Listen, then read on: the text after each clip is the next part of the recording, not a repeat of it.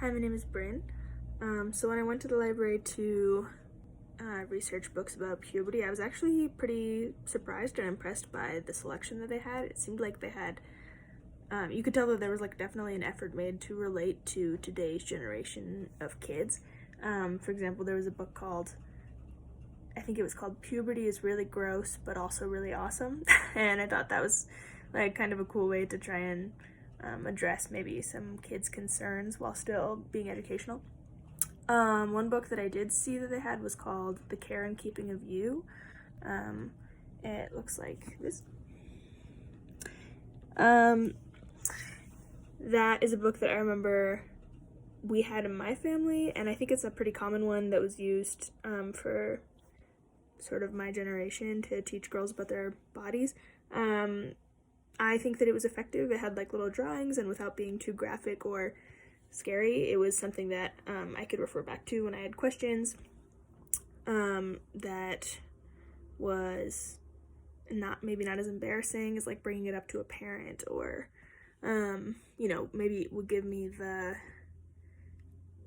vocabulary to know what I was talking about if I did want to ask a parent a question.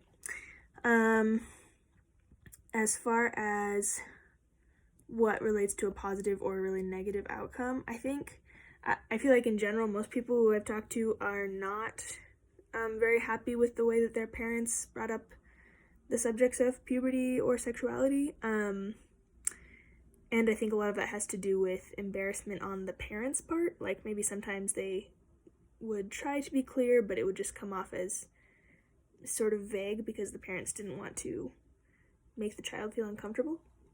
So I think something that can be really positive is just making sure that as a parent you are educated on what you're talking about and don't present it as a really uncomfortable topic so that kids feel like it's a very normal thing, everyone's going through it, and that they don't have to be ashamed about what's happening in their bodies.